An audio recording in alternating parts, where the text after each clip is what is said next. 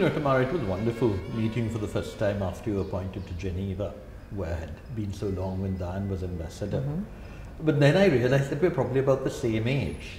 And then having asked you, I realized that we were probably even at school together in the kindergarten at Ladies. And those were very interesting times to grow up in, the 60s and the 70s. Especially, if I may say so, they were seminal for Tamils. We had a very comfortable life, but you grew up, if you're in the same class as I was, in the first year that suffered from standardization. And I think that was the beginning of young Tamils feeling they had no future. But you're an unusual Tamil. And before we go on to yourself, could you tell us a bit about your parents? Because I gather your father was from Jaffna and your mother from the hill country. And I read the biography of your mother. And apparently both parents were furious when they got married. So tell me a bit about that. Yeah, actually, my parents influenced me quite a lot in the way I looked at Sri Lankans or Sri Lanka or what it is to be Tamil in Sri Lanka. I did not, we were not raised to think of ourselves as Tamils, but rather as Sri Lankans.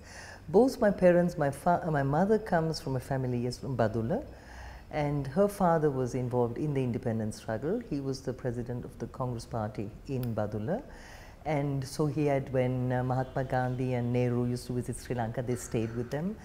And so my mother grew up in that context. In fact, my grandfather was a very wealthy man, a businessman, and he used to get even his suits from Oxford. And then with the independence struggle beginning in India, which also very much influenced him, he changed even his clothes to hand-woven. So he was wearing verti and he used to wear a turban. And then he actually raised my mother also to go into politics and to fight the caste system and to be fight for women's liberation at the time. So this is, we are talking about in the 40s. And so my mother grew up in that context, and she used to make public speeches when she was 14 years old against the caste system, and that women should be out there and fighting. And my father's family was, they were from Jaffna, but my grandfather was a planter in the upcountry.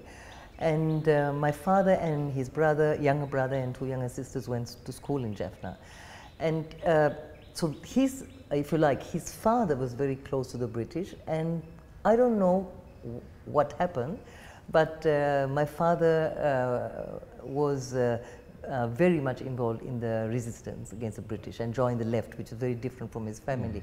If you like, his family was probably more comprador in that sense. And so in a sense, both my parents came from that kind of background, and both of them grew up in the context of the independence struggle. I remember my mother saying that they were all terrified when the Japanese bombed, but I think it was Trincomalee, yeah? There were bombs in Colombo. So, yeah. Right, and so she tells stories about how they used to hide at the time, and then it was in that context, and my parents themselves actually ran away. Because my mother was married. She was forced to marry when she was 18. She was married to a young law student from Matale, and and he used to beat her up. She went to live in Matale, and he used to beat her up, and she was already pregnant with my older brother, who is my half brother, and who is the musician, Indra.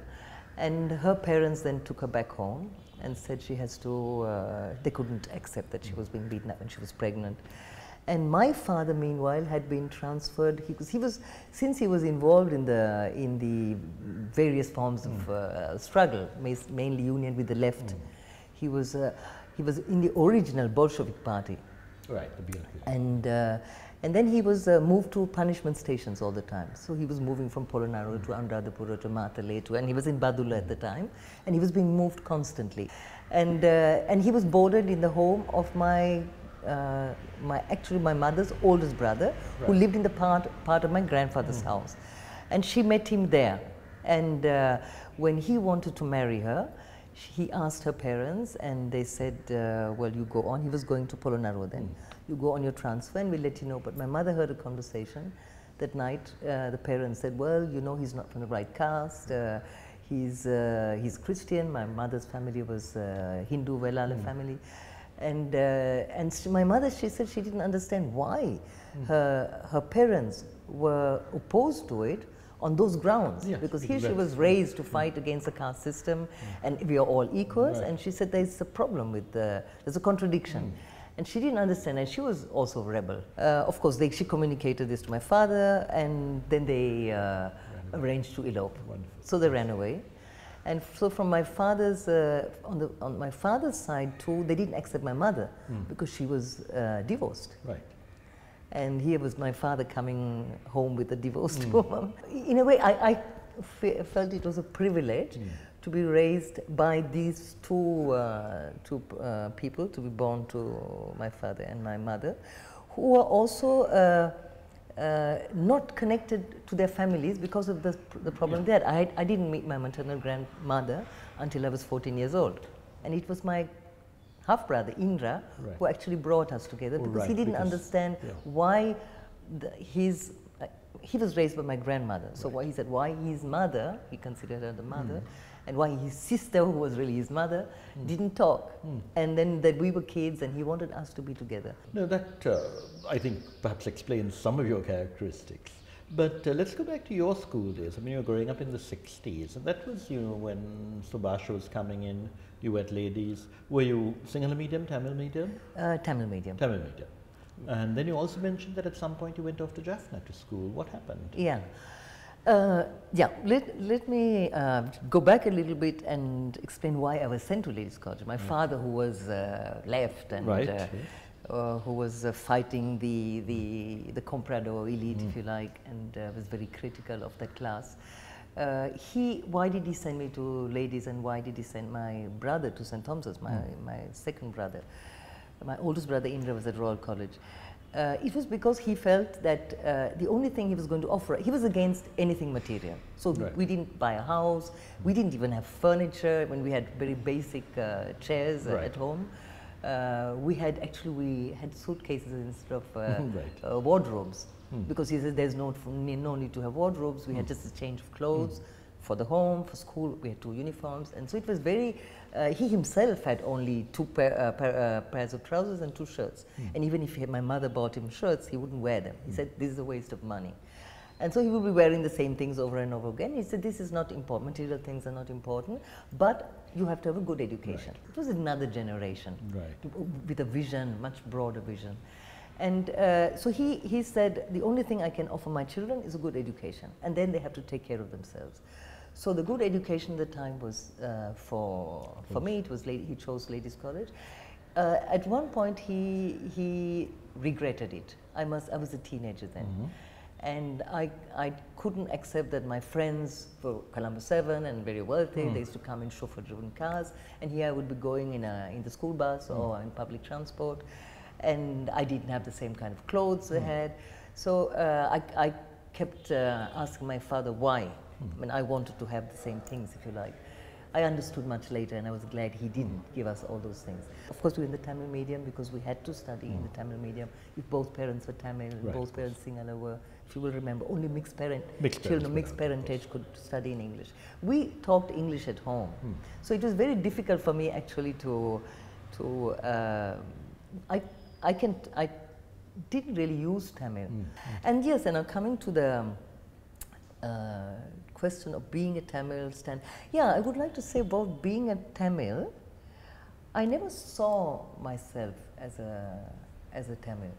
We were in the 58 riots, a house, actually we were living, my father had just moved into the quarters, government quarters in Jayantipura. 2 weeks later were the riots and our house was destroyed. We were in the house. And we had to hide. And so even government quarters was destroyed, right? Yes. No, our house, because we were Tamils. Right. And but what I mean is it was a government quarter. It was a government quarters. I hadn't realized they attacked the government. Yeah. Well.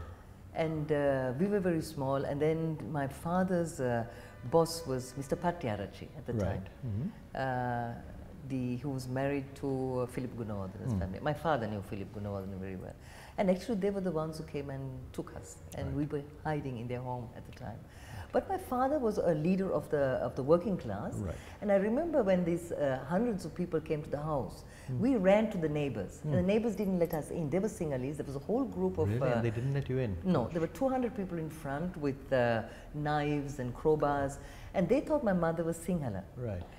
In fact, my mother is partly, her grandmother was from Kandy, from the Taldena family. And so they said, why did this Tamil marry, the Sinhalese lady marry a Tamil? And they said, "Me lamaiwa kali kali ta kapanda one." There was myself and my brother, brother who was killed recently in Moscow. We were the two of us there. She was holding us, and the neighbors didn't let us in. So we were standing in the veranda. There was 200 people in front, telling my mother that we're going to kill these children. And my father, meanwhile, because we ran away from the kitchen, we escaped. He was caught by the people at home. They caught him, and he didn't come with us. And then we didn't know what happened to him. Then the fisherman who used to come to our home, used to come on a bicycle with a little wooden box behind. And he came, you know, there were all these chaps in front threatening us. He came from our house to the neighbor's house across the lawn, and he told my mother, "Nona enda," he said, "Mahatheka api gedara yamu." He said, "Mahathaya innawa." And said, right. So he came and took us, my mother and... Very brave of him as well. Very, very. And we found my father seated there on the steps of the kitchen, back garden, steps, and there were about 100 chaps seated, squatting, seated in the garden. And he was giving them a long lecture about the working class and about fighting, uniting and fighting. And they were all listening to him. It was amazing. They didn't touch us. And my parents never said these were, you know, Sinhalese are bad, or because it was the Sinhalese who helped us and protected us, and we never grew up thinking that we were Tamil or Sinhala. And also in terms of religion, my father was from a Christian family, my mother Hindu family, and my parents, they raised us to be open and to decide. They told us when we were very young to decide what you want to be. We're not going to baptize you. At Ladies College, the principal at the time, Hitchcock, she was saying that I should be baptized. But it's terrible to have this girl there who's not baptized. And my father said, well, it's up to them to decide whether they want to be baptized or not. They took us to Hindu temples, to Buddhist temples, to the Christian Catholic Church, to the Anglican Church. And my brother and I, my brother was not even a year older than me, Udaya, and myself, we used to have these long conversations on what we should be, what religion we should adopt. So for us, the option was between being Hindu or Christian. So my brother would tell me, I'll be Hindu, that is he would be a Hindu, so that my mother is not alone. And he says, you become Christian, so our father is not alone. And then we had these long discussions, and when we were about 11 years, we suddenly realized that becoming Hindu was excluding the other parent. It began to seem that choosing something was exclusion of the other. So at the end we decided we were going to be humanists. Yeah, one of the things I think that's correct is that, you know, during those days, certainly in the type of school in Colombo we went to, we didn't have these differences. Though I think it's remarkable that your parents continued despite the 58 experience, because that must have been chilling. But then I think in the 70s, you know, that was, you could say it was a horrible moment, but it was a moment and it passed, and it never happened again in the 60s. I think what really worried a lot of people in the 70s was a policy that, even though it had, within inverted commas, an egalitarian theory, standardization, really hit Tamils very hard, especially Tamils in Colombo and Jaffna, the educational thing. And is that why you went abroad to university? You know, they introduced well, the standardization, yes, but not because I felt I was a Tamil. I wanted to study. I wanted to go to No, you were cut out. Yes. But, and then there was with the standardization, there was a quota system that was introduced, and we lived in Colombo, so it would be impossible for me to go to university. By the time my father had died, he died in 71. And even at that time, I remember it was the JVP uprising, and we had the curfew on at the time. And he was, he still, I don't recall at any moment my father, yes, now I remember, very important. When the Sinhala only was introduced, he had the possibility of taking early retirement. Now this was in the 60s. Yeah, right? yeah. He was still very young. Huh? He was in his 40s, and he decided to take early retirement, not because of the Sinhala only, because he spoke Sinhala very well. He read, he wrote Sinhala very well, but because of the punishment stations he was being sent to. Right. And he said he cannot organize if he remains in government service. And he was all the time punished. This is why we went to boarding school. Right. Both my brother and I went boarding school. And then he said, well, I'm going to take early retirement on the Sinhala only issue. And of course, he was also, I mean, he was with close to N.M. Pereira and Colvinal de Silva. So they had the same position, you know, one language, two countries, yeah, two languages, right. one country. One nation. And he was, I mean, they were very critical, of course, on the issue. This is what I recall my father. But then afterwards, of course, there was the standardization, and there was a question of me going to university. My father was already gone, and I told him, we didn't have much money. My father being in the clerical service, I remember half of his salary used to go to us for schools, paying our schools. So we had very little left.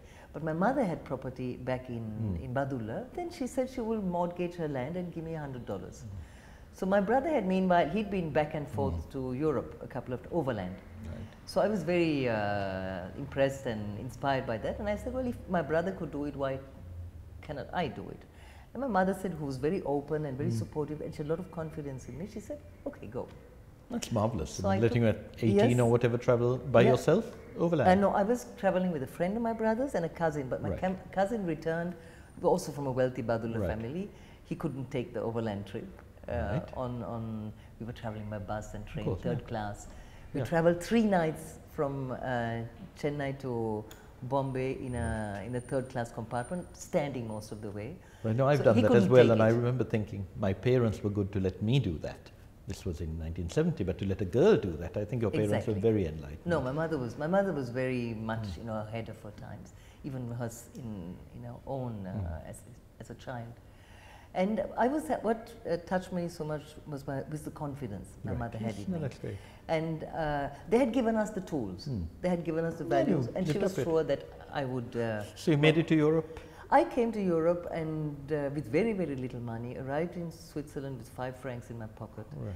And anyway, I found a job immediately at the World Council of Churches, worked for 2.5 years, put aside money to study, and I went to study in Germany. So throughout my studies in Germany, I was there for 3 years doing economics, then I did 2 years in Geneva, international relations. Rather ironically, when I was reading the book about your mother, I realized you would have stayed in Geneva with the Devarajans. That's right. Who I didn't stay with them, they were away, but I stayed in their flat as well. So, you know, we must have been there around the same time, oddly enough. 1971. I was there in 71.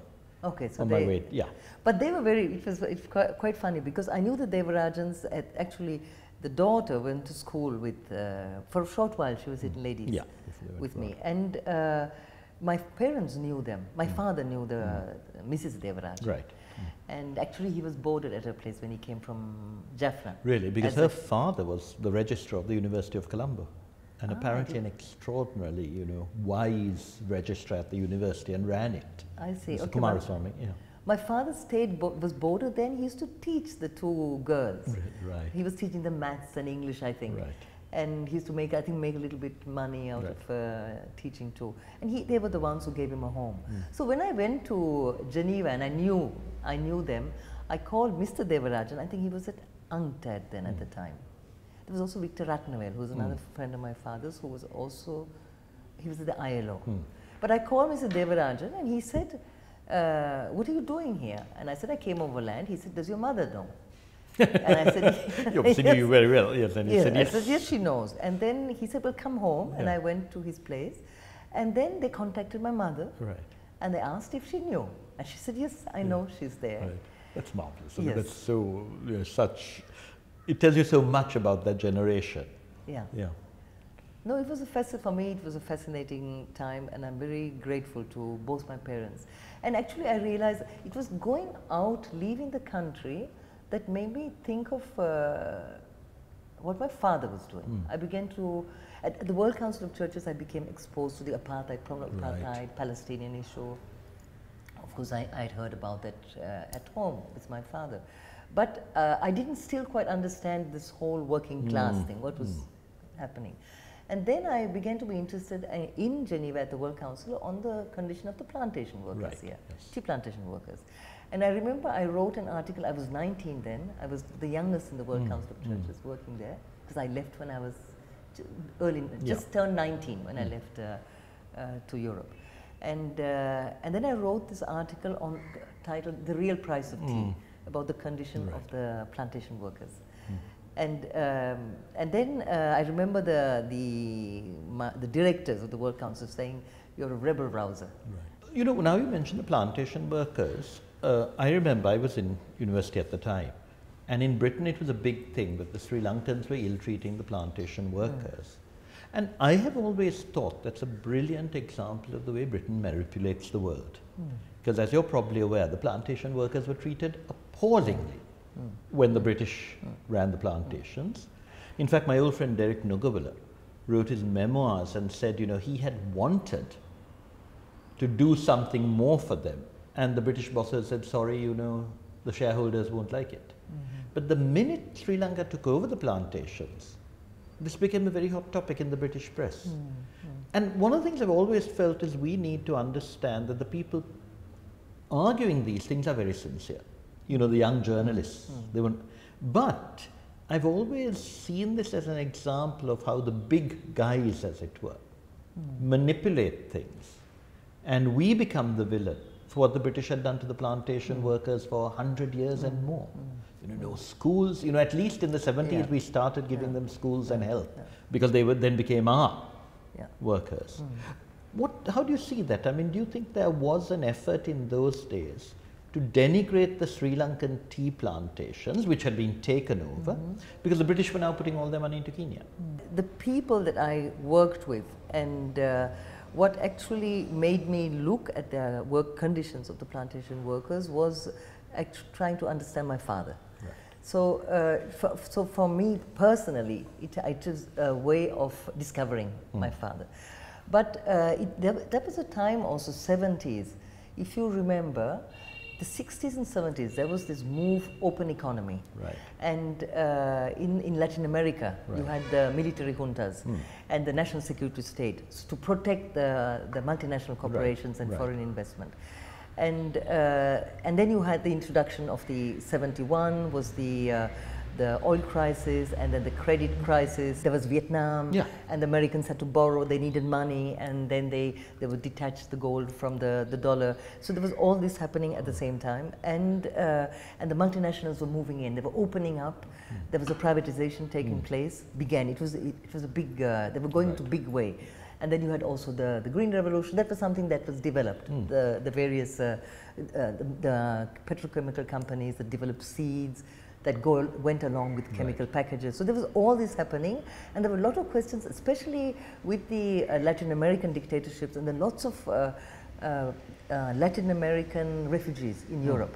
So from Chile, from Argentina, from Paraguay, from Guatemala. And when I was in Germany, I was studying with them. There were lots of them in Germany, and I became part of the solidarity movement against Videla in Argentina, and then I was very close to the El Salvador, the liberation movement, Nicaragua, and they were all looking at the way the regimes, the dictatorial regimes, were actually protecting multinational interests. The whole issue of multinational corporations and how they were using up the resources of the land, and how they were exploiting the working class in developing countries. And there was this, the markets in Europe were saturated and they were moving out. Yeah. So it was in this context when we raised the question of the tea plantation workers. We were talking about Liptons and Brook Bonds, and not about the Sri Lankan state. Yeah, because you see the way it worked out, I fully accept it, because those are the horrible days. And in a sense, that was the time when what had really destroyed Latin America for so many decades, you know, the whole entrenchment of multinationals in there, the dictatorships, which had been supported largely by the West. By the US. By the US in particular, I'm sorry, yes. But, But the odd thing is that in the British press, it came out as a Sri Lankan racist government. So do you see what I mean? That the irony was in the 70s, here was a democratic elected government in Sri Lanka, the left government of those days, which tried to improve the lot of plantation worker. They could have done more, but they certainly did do better than in the 60s, under Brook Bonds and Lipton. But of course, the way that all the, say, the good work, the churches like you all were doing to draw attention to the plight of the worker was transformed into an attack on the Sri Lankan state. And I thought this is wonderful how you can manipulate the media. That's true. I mean, this is continuous. It's always the case that when you have the means and the power, they will turn a story in their favor, even if it's the best of stories. And that's happening, we see today happening in the case of it's in the case of Sri Lanka, or in the case of, look at Venezuela, when Chavez nationalized, it's to using the money for development of the people, the work that he did to the social services, to improve the conditions of the people in the favelas. Now this is, the people in Venezuela are ever grateful to Chavez. And so he was using that money not for private purposes, but towards the people, education system, health system, but special for the poorest of the poor. And of course they turn it around and say he's a dictator because it's not in their interest to nationalize. No, I mean, I felt a lot of that happened to the 77 government. Admittedly, I think they were not very competent, and as you said, two things happened. One is the oil crisis hit them, and secondly, while the price of all other commodities rose, the price of tea did not rise in that period. But let me go back to, how did your father deal with this fact that the left that he had been so close to did two things that I think may have disappointed him. One was the 1971 insurrection, where, you know, the LSSP and the Communist Party were part of the government, although the radicals like Vasudeva deferred. The second, though, perhaps is more crucial. In the 60s, the left seemed to support the SLFP in what seemed a chauvinistic reaction to Dudley Senanayaka's district councils. You know, there was really rather nasty slogans. Dudley gave Bade, Masala Bade, you know, Dudley Senanayaka is selling out to the Tamils. Did your father, was he disappointed by that? Well, actually, I'm glad you raised this question, because I think this it's an important also for, if we to understand the history of the left here. He was he was very involved in the initial stages of the Bolshevik Party and then the LSSP, and he took a distance from the LSSP on the question of the coalition with the bourgeoisie. Right. He was very coherent in that sense. So he could no longer support a party that considers the bourgeoisie to be progressive force. So that's the coalition so he quit, with Mr. Bandanayaka. Yes, so that was also the time Balatampa. He was very close to Balatampa, so they also quit. But he didn't join the LSSPR. He just left completely the LSSP. And he was very critical of the coalition. And what do you think of Philip Gunawardena, who had joined up with Mr. Bandanayaka first, when the old left hadn't? Yeah. No, but by the 60s had moved to the UNP. Right. No, he had absolutely no respect for those who had in a way betrayed the working class, that he saw as having betrayed the working class. Right. And so he was very critical of that whole movement. Actually, I myself was very critical and continue to be critical of a left that is linked to the bourgeoisie. But there's a contradiction. How come I was accepted the position of ambassador, and probably I wouldn't want to try to legitimize or justify the decision. Well, I think one has to make choices. That sometimes, you know, you have to work with people who may not be ideal, simply because they're better than the alternatives at that stage. But it wasn't even that. It was much more what actually motivated me to accept the position first in Latin America, because that's where I wanted to go, was because I believed that it was important for us to connect with the Latin American people. Right. And I was always very close to the Latin American people. So I thought that was very important, the people-to-people relationship. But then at the same time, I will continue to fight for the independence and sovereignty of the people. So in a way, it's a continuation of the struggle that my parents led, the independence and sovereignty of the country. And I don't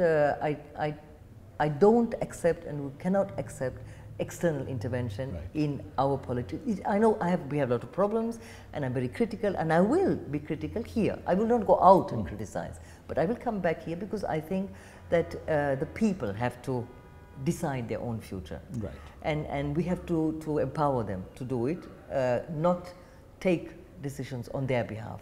Whether it's the elite, Sri Lankan elite, I mean, our parliamentary system or the political system is a representational one. I mean, it's like also in France. I mean, you vote a government into power, and then for the next 5 years you don't. You let them decide on your behalf whether or not the decisions they're taking are good for the people or not. But I think it's important that we should be part of the process throughout, and the people should be involved in the decisions that affect them, the daily decisions that affect them. No, I think it's absolutely and it's for us to do it here. Yeah. I will not accept intervention from outside, and I would not accept, not especially countries that have nothing to teach us in terms of human rights or democracy or. No, I think that's very clear, and in everything you've said and done, there are certain principles that stand out. I think we have to thank you for that. Thank you very much. Thank you.